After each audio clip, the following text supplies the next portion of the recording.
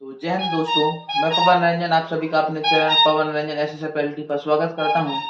तो आज हमारे भाइयों ने जो 12 दिसंबर का हिंदी का mock test mini mock test आता है रोजगार वेतन अंकित पर एसएससी जीडी का, वो लगाया है। तो आज हम लोगों का देखेंगे कितना स्कोर हो गया। इन भाइयों ने पहले से ही हिंदी का मॉक टेस्ट लगा लिया है, तो किसका कितना स्कोर है, किस में गलती हुई है, क्या पिछले की अपेक्षा सरल आया है वो देखेंगे या कठिन था। इस प्रकार से आएगा तो आप कितना स्कोर कर सकते हैं, कितना सेफ है इसमें स्कोर करना, हम आगे देखेंगे इसी वीडियो में।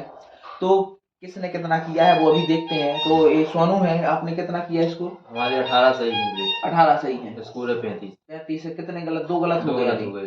ये पूरे किए थे? हाँ पूरे किए थे। और टाइम कितना लगा? लगभग टाइम 5-6 मिनट लग गए। 5-6 मिनट लग गए। और पिछली बार की अपेक्षा कैसा था ये? पिछली बार की अपेक्षा थोड़ा कठिन था और उसकी वो शुद्ध वर्तनी करने में थोड़ा टाइम लगे। शुद्ध वर्तनी में हाँ। टाइम लगा। और जैसे कि आपको इतना स्कोर आ रहा है तो आपने कैसे पढ़ा होगा? कुछ भाइयों का कमेंट आता है कि किस प्रकार से पढ़ रहे हैं, इनसे ये भी पूछो नहीं कितने नंबर आ रहे हैं हिंदी हम में। लोगों ने रोजगार वेतन के सर की हिंदी की किताब से पढ़ा है।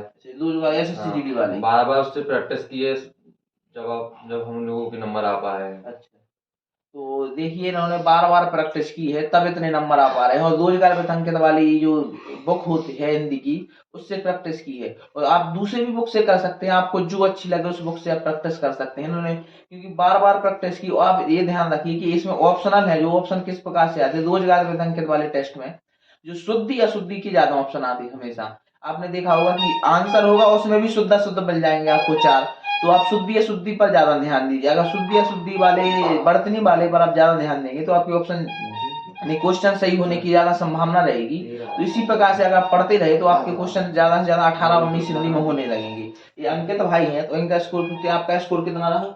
19 सही एक गलत। 19 सही एक गलत, 37 नंबर आए हैं आपको। पिछले बार की अपेक्षा कैसा लगा? पिछली बार की अपेक्षा सरल था। सरल था आपको? सरल लगा मतलब कि पिछली बार की अपेक्षा थोड़ा कैसा था? सरल था। और पिछली बार कैसा था? पिछली बार मॉडरेट था। मॉडरेट कुछ मतलब हार्ड भी नहीं था, मतलब सरल भी नहीं था, बीच में वाला था, बीच का रहा था।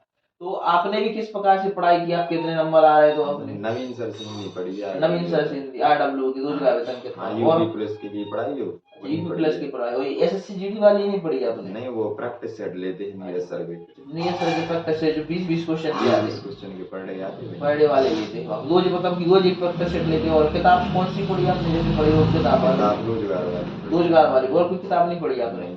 और देखिए भाई इन्होंने भी भाई कहा कि रोजगार वाली किताब ली, उनकी प्रैक्टिस सेट रोज लेते हैं हिंदी की। जैसे नवीन सर वाली जो हिंदी की यूपी प्लस वाली है वो क्लासें ली हैं अभी वर्तमान में। कौन से सर की आती है अभी क्लासें? नीरज सर की जो क्लासें आती है प्रैक्टिस सेट 20-20 क्वेश्चन वाले वो लेते हैं अभी। तो इनका स्कोर इतना आ रहा है, 20 में से 19 क्वेश्चन सही बन पा रहे हैं। और इनका कहना है कि पिछली बार की अपेक्षा ये थोड़ा सरल था, यानी थोड़ा सरल था। पिछली बार मॉडरेट सेट पेपर था। तो जब भी आपके कम नंबर आए तो आप ये समझिए कि आप मतलब कि वो कठिन पेपर है थोड़ा।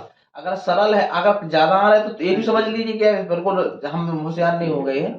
ये समझिए कि वो थोड़ा सरल पेपर था इसलिए ज्यादा क्वेश्चन आ गए हैं।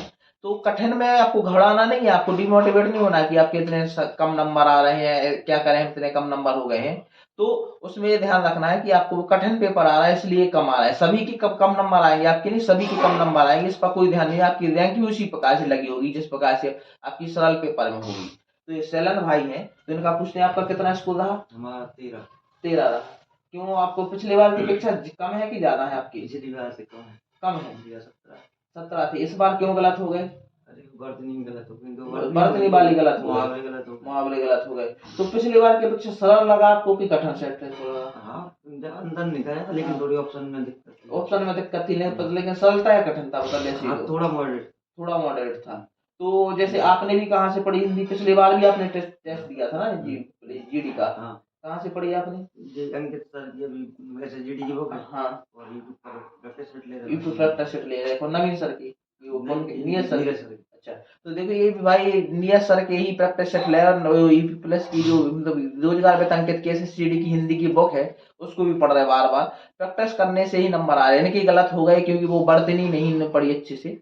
अगर वर्तनी पढ़ोगे तो वर्तनी, क्योंकि हर क्वेश्चन में आप देखना 4 ऑप्शन में जो भी आंसर होगा वो वर्तनी में भी दिया होगा। यानी 4 ऑप्शन दिए हैं उसमें भी वर्तनी छांटने के लिए दी होगी। हर क्वेश्चन में वर्तनी से संबंधित ही दी होंगे।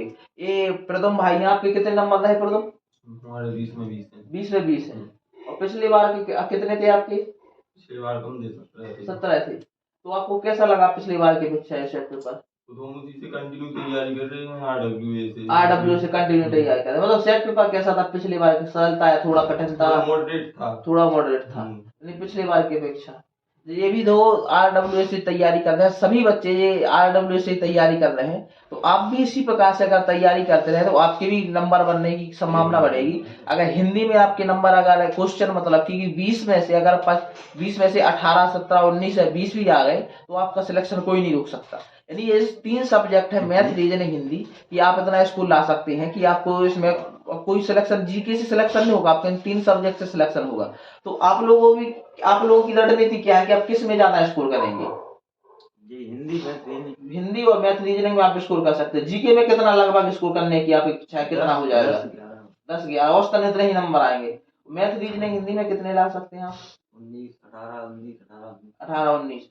अगर आप देखिए आपके 18 और 19 भी क्वेश्चन आ रहे हैं, जैसे अगर तीनों सब्जेक्ट में 18 क्वेश्चन भी आ जाएंगे, सही हो जाएंगे, तो 18 क्वेश्चन होते हैं। अगर जीके में आपकी जीके जीएस में 10 भी हो गए तो 18 और 10 64 होते हैं। 64 में आपका सिलेक्शन कोई नहीं खाएगा।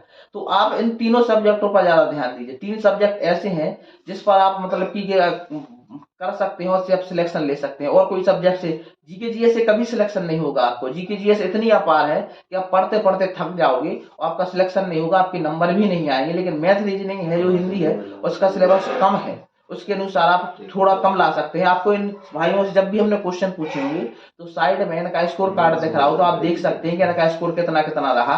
तो अब वीडियो लंबी हो रही है, तो वीडियो अच्छी लगी तो वीडियो को लाइक, शेयर, कमेंट तथा चैनल को सब्सक्राइब कीजिए। जय हिंद दोस्तों, धन्यवाद।